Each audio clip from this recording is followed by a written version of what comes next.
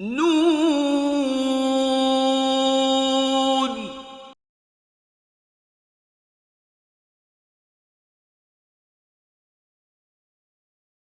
بسم الله الرحمن الرحيم. الحمد لله وصلى الله وسلم على سيدنا محمد رسول الله وآله وصحبه ومن والاه.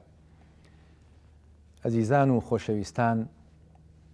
لە دوای دابڕانێک ئێمە دێینەوە خزمەتتان لە بەرنامەی نون. بەرنامەی ئەم جارەمان بەرنامەیەکی تایبەتە و لە خزمەت دوو مامۆستای ئەزیز و خۆشەویستا بین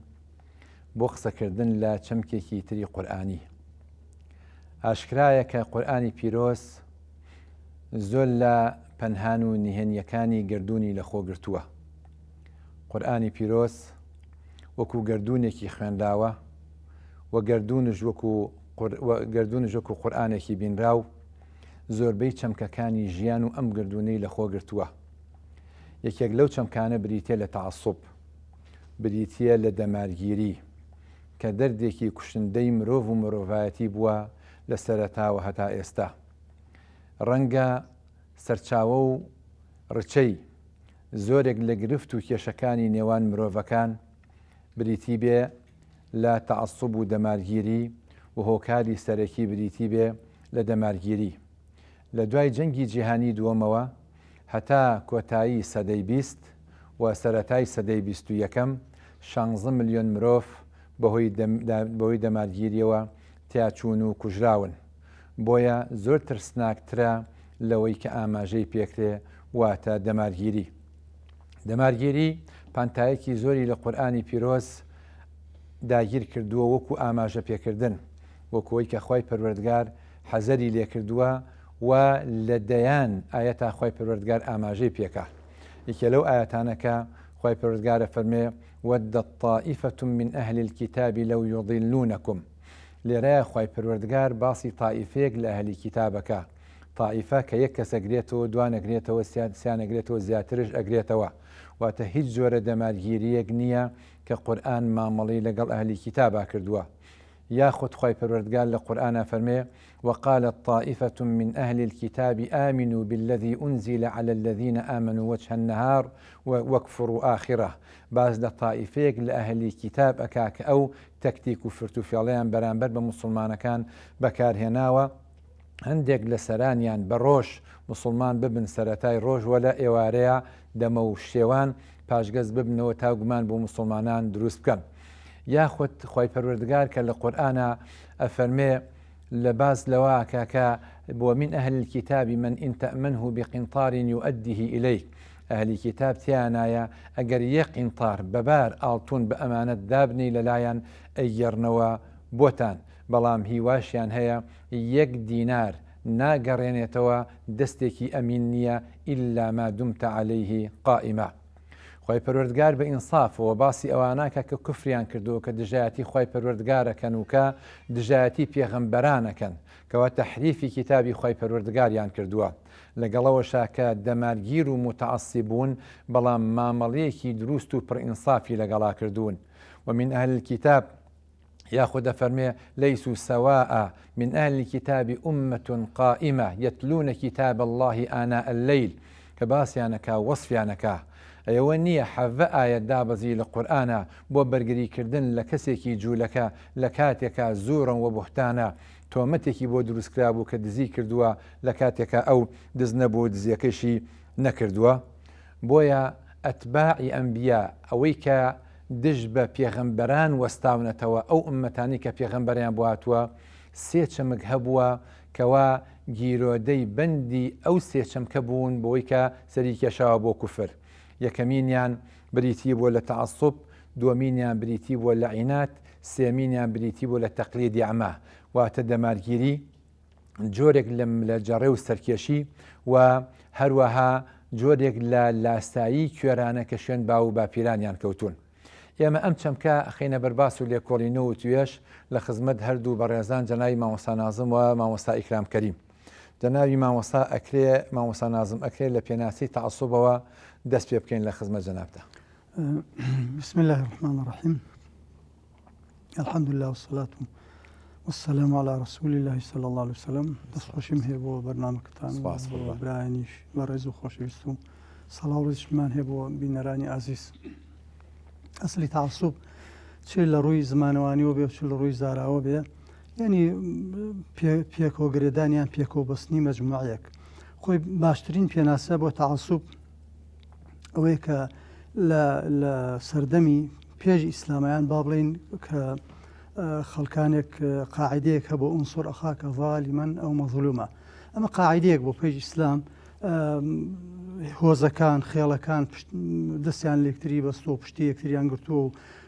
خۆیان پێکۆگرێداوە نەک لە پێناوی حەقێکە، بەڵکو بۆ ئەوەی کە زوڵم لە خەڵکن مافی خەڵک پێشێلکەن تعدا لە خەڵککەن، ئەمە یاسایەک بۆ لەناو خەڵکە. پێغەمبەریش صلی الله علیه و سلم ئەم قاعدەی گۆڕی فەرمووی ئونسوڕ ئەخاکە ظالمەن ئەو مەظلومەن. ئەوان شتان باشە ئەوە زاڵم بێ مەظلوم بێ ئەزانین پشتیوانی کردن، ئێگە زاڵم بێ فەرمی دەستی بگرن. بەڵام ئەم قاعدەیە لە جەسەر پێشی ئیسلامە ئەمە نەبووە، واتە هەر کاتێک تۆ هاوکاری هۆزەکەت کرد، نەتەوەکەت کرد، حیزبەکەت، گروپەکەت، دەستەکەت، بنەماڵەکەت کرد، زاڵم بێ یان مەظلوم بێ پشتیوانی لێ کرد، ئەمە پێوترێت تعسوب، پێوترێت دەمارگیریی مەزموم، یعنی خراپ. بۆیە پێغەمبەر فەرمێ صلی الله علیه و سلم فەرمی لەیسە منا من دعا إلى عصبية أو قاتل على عصبية. لە ئێمە نییە، واتە لە مسلمانان نییە بەو شێوە کامل و تێر و تەسەلەکەی کە کەسێک بانگەشە بۆ ڕگەس پەرستی یان دەمارگیری بکە یان شەڕی لەسەرکە. بۆیە لە ئیسلامە مەبدەیەکی ئینسانی عام هەیە. تعسوب پێچەوانی مەبدەی ئینسانیە. مەبدەی ئینسانی ئەوەی ئینسانەکان هەمویان وەکو یەکوان، یاسای دادگەری با بڵێن یەکێکە لەو یاسانەی تەحکومەکە لە بینی هەموو مرۆڤەکانە، بەڵام تعسوب دادگەری نایڵێ، دژە بە دادگەری. تۆ کە دەمارگیریەکەی ینی مافەکەی تۆ وەرەگرم بۆ خۆم، زوڵمەکەم لە تۆ لە پێناوی خۆمە، هەموو ئەمانە بێگومان لە ئیسلامە مەذمومە، پێوترێت تعسوبێکی خراپ. جا ئەمە سەرچێشێت بۆ هۆز و تیرە بێ، بۆ میلەت و نەتەوەیەک بێ، هەتا دەوڵەت بێ، هەتا دەستە و تاقم و جەماعەت بێ، هەتا ڕێڕە و مەزهەبێ بێ، ئەمە هەر خراپە. بناماکەشی ینی بناماکەشی ئەگەڕێتەوە با بڵین هەر بە شێوە پێناسە گشتەکەی ئەگەرێتەوە بۆ جەهل. ئەمە باڵێ خۆربانگیان جەنابی مامۆستا ئیکرام، سەبارەت بە تعسوب و دەمارگیری طبعاً جۆری زۆرە و هەروەها ئەسبابیشی هەیە. جەنابەت چێ فەرمی؟ بسم الله الرحمن الرحيم. تعسب دیارە وەکو مامۆستا فەرمووی زۆرتر بۆ زەم بەکارهێنرێ، یعنی شتێک ئینسانێ بچێتە سەر قەناعەتێک، سەر بیرۆکەیەک، سەر تەییدکردنی جەمعێک، میلەتێک بە حەق و بە ناحەق، بەمە وتێ تعسب. ئیسلام وەکو مامۆستا ئیستیشادی بە حەدیسەکە کردە فەرمێ لەیسە منا من دعا إلى عصبية. هەر عەسەبیەتێک و دەمارگیریەکە بێ، فەردی بێ، ئوسرەوی بێ، میلی بێ، حیزبی بێ، هەرچی بێ، بەوەی کەوا حەق و ناحەق پشتی ئەو بگرێ، یا خۆی و ئەو کەسانی کە ئەم تعسوبی بۆیان هەیە بە حەق و بە ناحەق بەڕاستیان بزانێ، ئەمە غەڵەتەکە لێرایە و مشکلەکە لێرایە. ئیسلام هاتووە بۆی ئینسان ڕزگار بکات لەم تعسوبە، لەبەرەوە فێری ئەکا سەرەتا ئەنانی نەبێ، لە بازنەی ئەنانیەت ئینسان دەرێنێ ئەیبا بۆ بازنەی ئوسرە. شخصی وایە ئەنانی هەر خۆی، یعنی چۆن لە مناڵیە ئەگە شتێکیان باەتێ هەر داگیرێکرد بۆ خۆی، ئەوێ ئەم حاڵەتە بەرێ هەتا ئەخیر، بەسەوە عادەتێکی مناڵانەیە بێ بیگۆڕێ، ئەبێ بیر بکاتەوە لەوەی برا و خوشک و دایک و باوک و ئەوانەی هەیە لە ماڵە، ئەبێ ئینتیما لە ئەناوە بڕوا بۆ ئوسرەکەی، بۆ خزم و کەسوکارەکەی، بەرەبەر بۆ عەشرەتەکەی، هەتا بازنەی عەشرەت ببڕێ بڕوا بۆ قەومەکەی. ئیسلام ئیشی کردووە لەسەرەوەی هەتا ئەبێت لە قەومەکەشەوە بازنەکە ببڕی بڕۆیتە بازنەیەکی گەورەتر کە بازنەی ئومەتی ئیسلامیە. وەڵا ئەگەر ئینسان زۆر وردی کاتەوە لە ئومەی ئیسلامیش ئیسلام هانی ئینساندا کە بچێتە بازنە گەورەکەی ئینسانیەت و نمونەش زۆر زۆرە هەر لە ژیانی پێغەمبەر ساسم لە ژیانی ئەسحابی بەڕێزی پێغەمبەر ساسم هەتایەتە سەر قادە گەورەکانی ئیسلام لەوانە سەلاحەدین بڕۆ خەڵک زۆر زۆر معجب بۆ بۆی کە هەموو ئەو بازنانەی بڕیوە چووەتە بازنە گەورەکەی ئینسانیەت وەکو ئینسان تەعاملی کردووە لەگەڵ خەڵکە لە بابی عیرفانە جاری وە هەیە ئەمەش ئەڵێن ئەبێ و بازنەی ئینسانیەتە شار ببڕی ڕۆیتە بازنەیە کە تۆ لەگەڵم کەونا ڕەفیقی هاو ئاهەنگی لەگەڵم کەونە هەتا سوبحان الله سەیکە خوای گەورە ئینسان بە تەنیاش نوێش بکە هەر بێ بڵێ ئیاکە نەعبود و ئیاکە نەستەعین سەعیدی نورسی قسەیە جوانەکە ئەفەرمێ من بیرم لەوە کردو باشە ئینسان کە بە تەنیا نوێژەکە بۆچی نەڵێ ئیاکە عەبود و ئیاکە ئەستەعین هەر تەنیا من تەنیا داوا لە تۆکەم تەنیا تۆشە پەرسم ئەڵێ سەیرم کرد ئەو باسی سێ خاڵەکە بەس شاهید لە ناو قسەکە ئەمەیە کە ئینسان لەو بازنەی ئینسانیەتش ئەبێ هەر بێتە دەر خواتە بەم قورئانە تەدریبی پێەکە وی بچێتە بازنە گەورەکەی کەون مەخلوقات جوانە بەڵێ لەبەرەوە یعنی ئیسلام ڕازی نییە بە هیچ نەوعێک تەعەسسوب هەتا پێغەمبەری خوا صلی الله علیه وسلم لە ژیانی بڕۆی سیر بکەین قەتەوە تووڕە نەبووە لە هیچ هەڵوێست و مووقیفێ وەکو لە هەڵوێستی تەعەسسوب تووڕە بووە هەتا ئەگەر تەعەسسوب بۆ دینیش بێ بۆ دین کە حەقە کە ئێمە زەڕەیەک چێشکمان لە ئەم حەقەی خۆمان نییە کە لە سەرینی و شوێنی کەوتوین بەڵام هەر ئیسلام فێرمانەکە لەگەڵ خەڵکیا بڵین وئینا ئەو ئیاکم لەعەلا هودەن ئەو فی ضەلال مبین ئێمە یا لەسەر زەلالەتێکین یا لەسەر هیدایەتێکین خۆماشکمان لە حەقەکەی خۆمان نییە بەڵام ئەوە زیهنمان حازرەکە بۆی کە تەعەسسوب فڕێ بدەین دەستی خۆش مامۆستای بەڕێز ئەوەی کە جەناب باسی کرد سەبارەت بە ئەنانیەت ئاماژەیەکە بۆەوە کرد طبعاً زۆر جوانەیەکێکە لە ئەسبابەکان شتێکی بیرخستنەوە ئەویش ئەوەیە کە مرۆڤەکان هەموو بە سێ قۆناغا تێپەڕن قۆناغی منداڵەتی قۆناغی هەرزەکارەتی قۆناغی پێگەیشتن و تێگەیشتن قۆناغی منداڵی مرۆڤ لە سەردەمی منداڵیە خۆی لا حەولە لەهو وەلا قووە پێویستی بە دایکەتی بۆ خواردن بۆ خواردنەوە بۆ گۆڕین بۆ پاکردنەوە بۆ هەموو شتێ پێویستی بە دایکەتی پێویستی بە غەیری خۆیەتی کاگێت ئەگاتە قۆناغی هەرزەکاری پێویستی بە چییە پێویستی هەیە بەس ئەم ئەڵێ من خۆم پێگەیشتووم کە پێگەیشتم ئیتر پێویستم بە هیچ کەسێکی تر نییە خۆم هەم ئیسپاتی وجودی خۆمەکەم بڕیارەکان لەم کاتانەیە زۆر ئەنانیە تەعەسسوب و دەمارگیریەکی زۆر زۆری بۆ دروستە بێ کە کۆمەڵێن نمونەمان بۆ هاتووە هەر بڕیارێک لەو کاتانەیە بدرێ هەڵەیە لە بڕیاری سەردەمی مراهقە و هەرزەکاری فرعون بڕیارێکی هەرزەکارانەی داکەوتی ئەنە ڕەبوکم الأعلا صاحب إحدى الجنتين كوتي أنا أكثر منك مالا ودخل جنته وهو ظالم لنفسه قال ما أظن أن تبيد هذه أبدا أو بريارك هرزكاراني دا الشيطان بريارك هرزكاراني دا كوتي أنا خير منه خلقتني من نار وخلقته من طين أما قناغي سيم قناغي أنبياء بيجيشتنا وك سيدنا موسى كفرمي ربي اشرح لي صدري ويسر لي أمري واحلل عقدة من لساني يفقه قولي واجعل لي وزيرا من أهل هارون أخي أشدد به أزري وأشركه في أمري مشاركة غير خبويا أنانية تعصب دماغيري بريارك هرزكاران يعني كلا هو كاركاني تعصب يكي له كاركاني تري تعصب كمية علم ما مستعين كمية علم يا بريتية لتمالي ولكسل زانا وتوانا من قل علمه كثر اعتراضه هركسي علمك كان بيه اعتراضي زور بيه هل لو كوملقيها سيري كان بداخل وخلق يقديه تحشيدي جماهيرك بوشي بوي أغلبية دروسك أمشتيك خوي كرنقنا حقش بيه دماغيري تابيه بحقي بزانه ياخد كسلة زور جار إنسان خوي رزقارك لا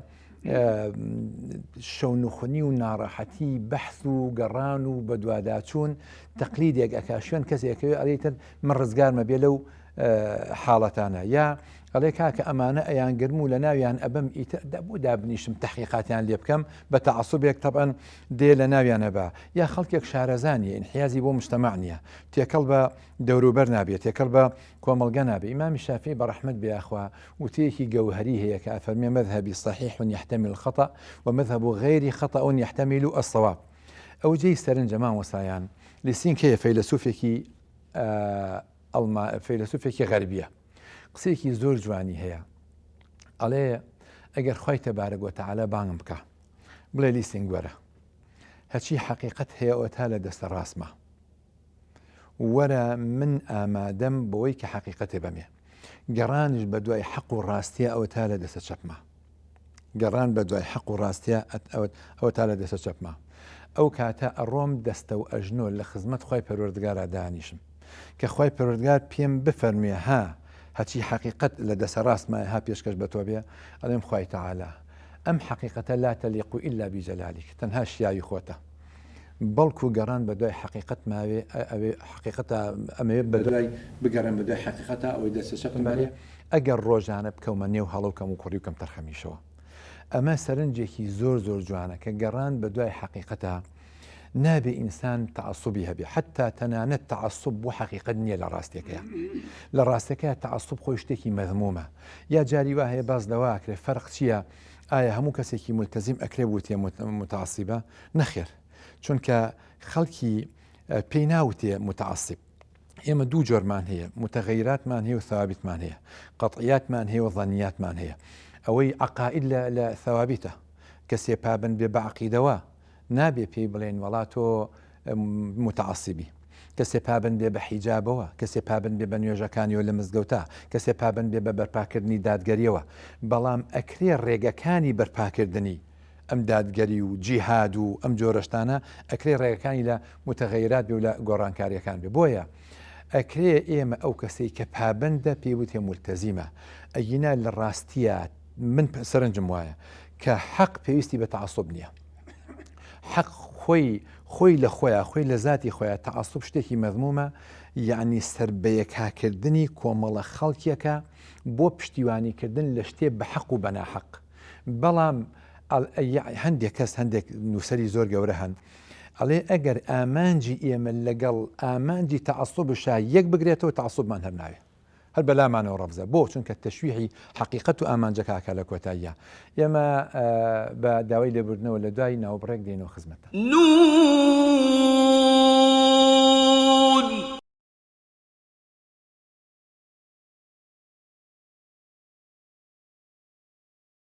خۆشەویستان دێنەوە خزمەتتان و بەرنەوامی لەسەر بەرنامەکەمان جەنابی مامۆسا نازم طبعا دەمارگیری هەمووان ئەزانین ئەم ئومەتی ئیسلامی لێ بەری نییە بەڵکو ئێستا ئێمە خەڵکێکی زۆر باسی تەعەسوب ئەکەین زەمی تەعەسوب ئەکەین دەمارگیری خراپە بەڵام ئەتوانم بە شێوەیەکی نیسبی لە ناخی زۆرێک لە ئینسانەکانە هەیە ئایا عیلاجی هەیە ئەم دەمارگیریە ئەکری ئێمە چارەسەری بۆ دابنین لە ڕۆ دینیەکەوە لە ڕۆ نەفسیەکەوە چونکە ئێمە نامانوێ شتێکی وەعزی پێشکەشکەین ئەمانوێ شتێکی عیلمی لەسەر بنەمایەکی ڕۆشنبیریش ئێزان ئاماژەی پێ بکەین خۆی چارەسەری تەعەسوب دەمارگیری ئەم بە واقیعی بۆی بگەڕین ناو کۆمەڵگایە کۆمەڵگا کێ ئێمەی یعنی ئێمە و دەوروبەرەکەمان ئەم پێوتری کۆمەڵگا ئێمە لە کاتێکە کە گیرە خۆین بەدەست قەزەیەکۆ چۆن حەزەکەین چارەسەر بکرێت ئەمە پێوترێ چارەسەری تەعەسوب مەسەلەن پێغەمبەر فەرمێ صلی الله علیه وسلم ئەم بەر تەسەووری من باشترین عیلاجە بۆ چارەسەری دەمارگیری دەیان نەخۆشی چارەسەرەکە بەڵام بۆ دەمارگیریش دەرمانە پێغەمبەر فەرمێ عليه الصلاة والسلام لا يؤمن أحدكم حتى يحب لأخيه ما يحب لنفسه من ئەگەر زوڵم لە تۆ نەکەم تۆ بیر لەوە ناکەیتەوە ڕێگە دووسێ برادری کە لە خۆت کۆ بکەیتەوە بۆی دەفعی زوڵمەکەی سەرخۆت بکەیت کەواتە من بادی بم لەوەیە کاری خراپم کردووە زوڵم لە تۆ کردووە مادام من ئیماندارم ئەوەی بۆ خۆم پێم خۆشە ئەی بۆ توش پێم خۆش بێ من حەز ناکەم کە زوڵم لێ بکە ئەی بۆی تر بێ زوڵم لە تۆ بکەم ئەمە زۆر گرنگە. خاڵێکی تر کە بە تەسەووری من زۆر مهمە حیوار و گفتوگۆ تەفاهم و لێکتێگەیشتن بۆی کە تعسوب نمێنێت. مەسەلەن ئێمە زۆر تەبیعیە پێکەوە بۆ من ئەم سیانە پێکەوە کارێک بکەین با ئەم کارێ بۆ ئەبێ یەکێکمان ڕای خۆی فرسکا بە سەردوانەکەی ترە نە با تەفاهم بکەین پێکەوە لێک تێگەیشتنێ بکەین کە ئەمە لە سیغەی لە مستەلەحی قانونی و سیاسی ئمڕۆ پێوترێکی تەوافق سازان لێک تێگەیشتن پێکەوە بەیەکەوە ئیتفاقەکان ئەگەن بە سیغەیەکی باش کەواتە نەقسەکەی من بێ و نەقسەکەی تۆ بێ با قسەی هەرسێکمان بێ پێکەوە بۆی کەوا دوورکەوینەوە لە دەمارگیری. ئەگەر لە کاتێکا تۆ ئەبینی لە ئەو دەشتەیە لەو شاخەیە ئەبینی بڕکەیە مەڕ بێتش پێ و ئەوانە ئەجەلەکم وڵڵا ئەینی ئەلەوەڕێن ئەم بڕکە مەڕە ئەگەر ترسمەترسی هیچیان نەبێ هەرێک بۆ خۆی بندارێک و جایکی سەوزی لە هەر شوێنی بینی ئەڕوا بۆی بەڵام کە هەسی بە مەترسیە کرد چیەکە هەمووی سەرەکە بەیەکا و پشتەکەن یەکتری و ڕووەکەنە ئەو جێگەی مەترسیە بۆی مەترسیەکە لە سەکەواتە لاوازیە تعسوب لە لاوازیەوە تعسوب بە تەئکید لە لاوازیەوە دێ ئەبێ هەوڵی بەرامبەرەکەت بە لاوازی نەکە. ئێمە لە کۆمەلگایەکەن تەمەشاکە جارو هەیە ناچاری کۆمەلگا با بڵێن واقعی ئەو واقعی ئێمە تایە ئەژین ناچار تەکا بە تعسوب مەسەلەن بیری نەتەوایەتی بەشێکە لە تعسوب خۆ تعسوبی مەزمومیشە بەڵام لە کاتێکە ئەبینی 34 نەتەوەی گەورەی دەسەڵاتداری بەهێز زۆڵمە لێکە ئەمە تۆ لێرە ئەبێ بڵێ وەڵام من لە بەرەوەی تعسوب دەمارگیریە دیفاع ناکەم مرۆڤەکان هەمووی برایەکەن ئەخر ئەو بە برای نەزانیوی ئەو زڵمی لێ کردووی مافی پێشێل کردووی تعدای لێ کردووی کاتە تۆ لێرێ ئەمە معادلەکە لێرێ هاوشێشەکە ئەگۆڕێ تو واجبی سەرشانتە وما لكم لا تقاتلون في سبيل الله والمستضعفين في الأرض ونيا ليرة أم كبرى مستضعفة تشوسين راوت وظلمي لك راوة كما واجبي خويتي خلقك دفاعي لبكا يعني خوي دفاع على خويك يعني نسوا سنرتوا كما إيما بمعنى بوئك چارەسەری تعسوب بکەین یان تعسوب نەبێ هەوڵین ئەم شتانە گرنگە بیکەین گوێ لە یەکتری گرتن ینی ئەوەی هەوڵدەین ئەوەی بۆ خۆمان پێما خۆشە بۆ دووربەرەکەمان پێما خۆش بێ هەوڵدەین تەفاهم و لێکتێگەیشتن تەوافق کە کەس ڕای خۆی بۆ بەسەر خەڵکا فەرزەکەی ینی گوێ لەویش گرە ئەوش قسەی جوانی پێ ڕێی جوانی پێ لە ڕووی نەتەوەییەوە ینی بۆ نەتەوەیەک زۆڵم نەتەوەیەکە ئەمانە هۆکارن چارەسەرەکەشی ئەوەیە دەفعی ینی ئەوەی کە ئەوەی ئەو جیهەتی کە با بڵین وا لە خۆیەکە قەنەعەت بە خۆیەکە مافیەک یەکێکە پێشێلکە ئەبێ ئەم خەڵاتی خۆی بگۆڕێ زۆڵمەکە چکە ئەو زاڵمە وای کردووە کەسەکەی تر بکەوێتە هەڵە و بیری تعسوب بەکاربێنێ. بەڵێ جەنابی مامۆستا ئیکرام جەناب لە قسەکان هەندێشتی زۆر جوانە فەرموو سەبارەت بە چۆنێتی مامەڵەکردنی ئینسان تەنانەت ئەبێ سنوورەکان ببەزێنێ لەگەڵ مەخلوقاتی خوای پەروەردگارە بە گردردونیشەوە مامەڵە بکە ئینسان ئەبێ لەگەڵ هەموو کەسێک مامەڵە بکە وەکوی کە بەشەرە بەدەل لەوەی کە ئەمە مەسیحیە بوذاییە مەسەلەن شیعەیە سونیە کوردە عەرەبە فارسە هەرچێکی ترە بەدەل لەو حاڵەتانە ئیتر ئەوە کەیتر یعنی بە شێوازێکی تر ئێمە وەکو ئەفراد مامەڵە لەگەڵ خەڵکا بکەین جاری وا هەیە بۆ نمونە لەگەڵ گروپێکا کێشەمان هەیە ئایا ئەکرێ مامەڵە لەگەڵ یەک بەیەکی تاکی ئەو گروپە وەکو گروپەکە بکەین یامە تەفکیکی بکەین مامەڵە لەگەڵ تاکێک زۆر جیاوازە وەک لە مامەڵە لەگەڵ جەماعەتەکەی سەرنجی جەنابەت چییە لێرەوە تەبەن ئەو تەساموحە ئێمە پێمان خۆشە عەکسی تەعەسسوب چییە بریتێ لە تەساموح ئایا دینداری حەقیقی جەوهەری چ کاریگەریەکی هەیە لەسەر چارەسەرکردنی گرفتی تەعەسسوب؟ لە ڕاستیە وەکو لە کۆی قسەکانی جەنابتانە یەکێک لە ئەسبابە یا ڕافیدە گەورەکان کە تەغزیەی تەعەسسوب بەکارە ناو خەڵکە وەکو ئەفراد وەکو جەماعات و وەکو ئومەم و شعوبیش بریتە لە جەهل جەهل و نەوعێکیش لە بێئینسافی چونکە ئینسان ئەگەر قەناعەتی بەخۆی کرد کە حەق بەس لای ئەمە ئەیتە تەعەسسوبی بۆ ئەکات و ئەزانێت کە خەڵکی کە هەمووی ناحەقە و ئەبێ ڕاستیان کەیتەوە ئەوەشی مل نادا بۆ حەقە ئەبێ ملی پێش وەرکەی ئەمە کێشەکە لێرایە سەیرەکەی دین ئەم ئیسلامە بەم هەموو عەزەمەتەوە بەم هەمووە ئەفکارە جوانەوە خوا فەرمێ لا ئیکراهە فی الدینی قەد تەبەیەنە الرشد من الغەی یعنی ئەم ئاەتە زۆر شتی مهمی تایە هیچ پێویست نییە ئیکراه بکەی بۆی خەڵک بێت بۆ لای ئیسلام کاتێکەوە ڕشد و غەی ڕۆشن نەبێتەوە خەڵکی ئێمە ئیسلامەکە واجبی سەرشانمانەکەوە ڕۆشنیکەینەوە بۆ خەڵکی ئەمە حەقی خوا ئەمە حەقی عەبد ئەمە حەقی خزم ئەمە حەقی دراوسێ ئەمە حەقی نەفس ئەمە حەقی ژن ئەمە حەقی مناڵ هەموو ئەفکارە جوانەکانی ئیسلام ڕۆشنەکەینەوە بۆ خەڵک کە ڕۆشن بوویە و ئەمە حەقی ئەدیان ئیترە و کاتە ڕۆژد و غەی کە ڕۆشن بووە هیچ پێویست بە ئیکراه نامێنێ چونکە نامانوێت کەس ئیکراکەین بۆ ئەمە قل الله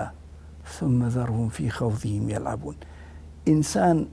حەقیقەتەکەی خوا حەقیقەتەکەی دین ڕۆشن نەکاتەوە حتا ئەمە یعنی لەگەڵ ئەدیانی ترە لەگەڵ حتا لە ناو بازنە ئیسلامیەکەشە کە ئێمە مەزاهیبمان هەیە مەزاهیبی عەقایدیمان هەیە مەزهبی فقیمان هەیە مەزهبی سلوکیمان هەیە مەزهبی حەرەکی و سیاسیمان هەیە بەتایەتی ئەم چوار مەزهبە مەزهبی فقی مەزهبی عەقیدەیی یا فکری مەزهبی سلوکی مەزهبی سیاسی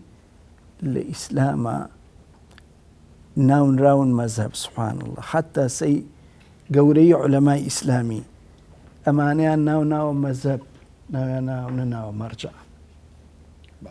یعنی غەیری ئەهلی سونە ناویتری ناوە لە خۆی بەس لە مەزهبی ئەهلی سونە هەموو ئەم ئارانە ناونراون مەزهب یعنی ئەکرێ ئەو وا بۆی ڕۆیشتووە ئەو وا بۆی ڕۆیشتووە مەزهب ئیسمەمەکانی زەهەبەیە یعنی ئەوە ڕەئی منە نەوتراوە مەرجع حتمما ئەبێ ئیلتیزام بکەی پێوەی حتا مەزاهیبی فقی ئێمە بەوە چاری ئەتوانین بکەین کە کاکە حەق حەسر نییە لە مەزهبێک لە مەزاهیبە بەم بالمناسبە دکتۆر موحسین عەبدولحەمید خوا حیفزیکە یاخوا جارێکیان شتێکی وت زۆر سەرنجیبنی ڕاکێشە وتی لە بەغا ئەلبەتە و لە هەر لە بەغاشیاوە زیاتر بەغاش مەزهبیان حەنەفیە ئەڵێ کێشەیەکیان هێنا لام وتیان مامۆسا لە ماڵێکمانە بۆتە شیوەن و گریان زەلامێ و توێتی وەڵا ئەم ژن و پیاوە خوشک و برای یەکترین خوشک و برای یەکترین و دوو مناڵیشیان هەیە وا لەوێ شیوەنێکە لە ماڵا گشتی تووشی شۆک بۆ چی بکەین قوربان ئەڵێ وتم باشە ناڵێت چەند جار شیری داوە پێی تینە وەڵا نازانێت چەند جار ئەڵێ وتم دەی برا خۆ حەق حەسر نییە لە مەزهبی ئەبوو حەنیفە لە مەزهبی شافعیە حتا 5 جار شیری نەداتێ حرام نابێت حەدیثیش تەییدی ئەمەکە کە فەرمێ لا تحرموا المەسەة والمەسەتان لەبەرەوە مادەم 5 جار نەیاوەتێ و تاکید نین کە 5 جار نەیاوەتێ حرام نابێت خوشک و برانی ئەوە یەکسەر تەعەسسوب وایە لەوێ تەعەسسوبی مەزهبی بیگرتایە دەی ئەو کێشە گەورە هەر ئەمە لەوانەیە نەخۆشیەکی دەرونی زۆر گەورەی لەناو بنەماڵەیەکی گەورە دروستەکە بەس مادەم حەق حەسر نییە لە مەزهبێکە خۆجاری واشەیە لە مەزهبی شافعیە حەقەکە حەسر نییە بە مەزهبی ئەبوو حەنیفە حەلیەکەی تەعەسسوب ڕەنگە پێیوەست نەبێ بە زەمانێکیشەوە بەس لەوانەیە لەگەڵ گەشەکردنی عەقڵی ئینسان و مامەڵەی ئینسانەکان یەکتر یا تۆزێ تەخفیف ببێ واتە سوک ببێ لە ڕابردووە دەماگیری زۆر بۆ تەنانەت ئەڵێن زانایەک مەزهبی ئەبوو حەنیفە ئەڵێ سەیدنا عیسا لە کۆتایی زەمانە کە دابەزی بفقه حنفي حكمك ابن عابدين طبعا والله مكي تندياتواني كردي قرسي وياتوا ابن العربي أبو بكر ابن العربي شيروكي جوان بيشكشكا عليه دوستيكي خم جاري كان تشوبو مصر لمصر زاناكي زور قوري ليبو أبو الفضل كشيخي مشايخ بولي دانشتو تدريسي كردوا جاري كان باصي الضي باصي بيغمرك صلى الله عليه وسلم كان فرمي طلق وآل وظاهره لا إلاء لا طلاق لا ضاء عليه دعي كليب ولا درسك شو متمجنع بالشيخ طلق أما قيناك إلى أما قيناك في غمر صلى الله عليه وسلم بس الظهار في غمر صلى الله عليه وسلم نيكردو شنك منكر من القول وزورا في غمر صلى الله عليه وسلم معصوم لويك أو بك عليه باوشي فيها كردم قشتيمي بخوما بخويا رحمتي خوالي بكتو ام من حقيقي بمنوت تي بوس بيني كتشوف مزقوتك وتي وروبيام خوش بي بو ابي ولا مالو هشتي و بوس بيني لنا خلقك على لسان متي ورا وتي ورا وتي كان زيبو وتي من معلمي ايوم امج معلمي منا وي كدويني منوتم هلبو هليكي زور قورو كشندبو بويا راس كلمه تعصب ما هو صيان إما أجر سيدي بكين أم دماليريا إنسان لأصلا متعصب يا أبي بكسيكي دمالير متعصب إما لمن عليها تعصب ما بود روس بو زمان أم جندا لقال أو جندا بو شوا زي جلوبرك لجندك بشي سرو بشي خوارو رنجل لمن عليه ولا سرق مساسة برورد كرابيتين ئەم جۆرە قسانە درابێ بە گوێمانە ئەو جارجاری واهەیە کەسێک متعەسیبە ضەحیەیە زاڵمە مەزلومەکە کە دەسەڵات پێیاکە ئەوش بە هەمان شێوە تۆڵە لەوە کاتەوە سێری پرۆتستانتکە لەگەڵ کاتۆلیک لەگەڵ ئەرتۆدۆکس باشە سێری کەسێکی شیعە و لەگەڵ سونی بکە کەسێکی شیعەی زۆر متعەسیب کە ئەبێ بە سونە چەند دژی سونەیە کە ئەبێ بە سونە بە هەمان ڕێژەی تەعەسوب بۆ دژاتی شیعەکە ئاکاتەوە کە ئەماتە کەواتە تەعەسوب یەک بنیان هەیە کەواتە تەعەسوب بە یەک جۆر بە یەک سیاغەیەکیان هەیە لە هەر شوێنێ بن لە هەر لایەک بن بە هەر شێوەیەک بن ئەمانە تەعەسوب بۆ خۆیان بەهۆی تەعەسوب بۆ خەڵک بۆ خۆیان کۆکەنەوە مامۆستا نازم وەڵا پرسیارێک هەیە لێرەیە طبعاً ئەویش ئەوەیە ئایا ئەم تەعەسوبە دەرەنجامی هەیە ئایا ئینسان ئەگەیەنێ بە نەتیجە ئایا سلبیاتێکی زۆری نەبوو هەتا ئێستا بۆ ئایا لە کۆمەڵگەی دینی ئێمەیە ئێستا ئێمە هەموو ناناڵێنین بەدەست تەعەسوبەوە کەسێک تەعەسوبی بۆ حیزب هەیە کەسێک تەعەسوبی بۆ مامۆستایەکەیە کەسێک تەعەسوبی بۆ مزگەوتێکەیە ئەم یەکێکی لە کێشەکان ئایا تا چەندە ئەمە وجودی هەیە لەناو کۆمەڵگەی ئیسلامی خۆمانە بەتاکیت وەکو جەنابش ئەمەژە پێکرد لە سەدەی 4 و 5 لە عالەمی ئیسلامی تابەت لە بەغدا و لە هەندێک لە شارە گەورەکانی جیهانی ئیسلامی شەڕ بۆ بەردەوامە لەبەینی حەنەفی و شافعی و شیعە و سونە و لەسەر مەزهەبێک مەسەڵەن لەو شوێنەی کە حەنەفی مەزهەبێ نەماوە ئیهانە نەکرد لەو شوێنەی حەنەفی مەزهەبێ بۆ نمونە گەڕەشێک تایە زاڵ بوون و چوونە سەر شافعیەکان مزگەوتی شافعیەکان نابێت جەهر بە بسمیلا بکەن نابێت جەهر بسمیلا بکەیت ئەم جار دوای نابێت قونوت بخوێنی و هەروەها ڕێخەی یە شێخێکیان کردو ئیمامێک کە نابێ ئەوتی باش وەرە لە قورئانە بسمیلا لادا منیش نایخوێنم لە قورئانە هەیە ئاەتێکی قورئانە ئیتر بۆ یەخەی منەگری نەیخوێنم یعنی تەعەسوبەکە تەعەسوبێکی مەزموم کە بە تەسەووری من بەشی وەکو جەنابشتان ئاماژەتان پێ کرد بەشی سەرەکی پەیوەندی بە نەزانین و شارەزابوون لە بەرامبەر و لە مەزهەبی بەرامبەر و ناهوشیاری پەیوەندی بۆ هەیە ئەمڕۆکە لە جیهانی ئیسلامیە بەگشتی بەڕاستی ئێمە بەدەست تەعەسوب و ئەناڵێنین یعنی تەعەسوب چییە؟ تەعەسوب یان بۆ شەخصێکە یان بۆ ڕەئیەکە یان بۆ فیکرە و مەبدە و مەنهەجێکە ئیتر کە خۆی پێوەگر لێیلا نادە ئێکاکە تۆ وەرە دراسەی کە بزانە خەڵکی تریش مەنهەجی هەیە جیهانی ئیسلامی ئەمڕۆکە یەک قەریەی بچووک نییە ئەو معنایە بەڵێ ئەمڕۆکە ئینسانیەت وەکو دەیەکی بچووکی لە هاتووە بەڵام جیهانی ئیسلامی ڕاوەچوونی جیاواز هەیە ئەفکاری جیاواز هەیە احتیمالە ئەو دەستەواژەی ئیمڕۆکە من متعەسیبم بۆی ئەبێ هەبێ بۆ نمونە بەڵام لە وڵاتێکی تری ئیسلامیان نەبوونەکەی واجبە نەبێ کەواتە شتێکی عەقائیدی نییە شتێکی مەبدەئێکی سابت نییە ئەمە ڕەئیەکە بۆیە ئێمە بین سەر ئەو قاعدەیە بە تەسەوەری من کە ئینسان مادام ئێمە دووشتمان هەیە و جەنابیش لە سەرتاو باس کرد ثەوابیتمان هەیە متەغیراتمان هەیە وانە ئوسولی ثابتمان هەیە باقیتر متغیرە ئەوەی کە ثەوابیتە لە دینە لە عەقیدەیە ئەمانە ئێمە پابەت نین پێوە بەڵام باقیتر ڕەئی ئینسان هەمووی متغیرە ڕەئی ئینسان تر ڕێی عالمێکی بەرزە غەیری پێغەمبەر عەلەیهی سەڵات وەسەلام معسوومە ڕای ئەو متغیر نییە قورئان کەلامی خوایە و ئەوە سابتە ڕای پێغەمبەر صلی الله علیه وسلم ئەمە سابتە ینی فەرمودەی پێغەمبەر عەفو صلی الله علیه وسلم ئەمە سابتە باقیتر حتا ڕای ئەسحاب خوا لێیان ڕازی بێت عولەما بەرزەکان کەڵە زاناکان ئەمە هەمووی ڕەئیە ڕەئیش يحتمل الخطأ والصواب يعني بۆی هەیە ڕاست بێ بۆی هەیە هەڵە بێ بۆی هەیە پێکابێتی بۆی هەیە نەی پێکابێت بۆیە ئێمە ئەو شتانی ئەچێتە بابی ڕەئیەوە با ئێمە پۆلێنیکن ئەنی دەماجێریمان بۆی نەبێ بەڵکو بە دوای حەقەکەیا بگەڕێن قسەی فەیلسوفێکی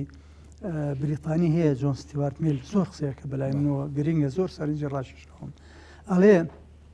ئەگەر حەق هەموو لای کەس لە شوێنێکا لای کەسێک بێ بەڵام ینی هەموو خەڵکی لەسەر ڕێیەک بن هەموو خەڵکی لەسەر ڕێیەک بن یەک کەسێک هەبێ ڕێیشی جیاوازی هەبێ ئەم لێگەڕێ با ڕێەکەی خۆی بڵێ بۆی هەیە حەقێ لەژێر ئەم ڕێما شارراوە بێ حەقی دووستەوە لە ڕێگەیە بۆی هەیە حەقیشی لەژێرە شارراوە بێت یعنی بۆیە ئێمە هەرچی حەقە مادام ڕێی ئینسانە وای نەزانین مادام ڕێیەکەی لای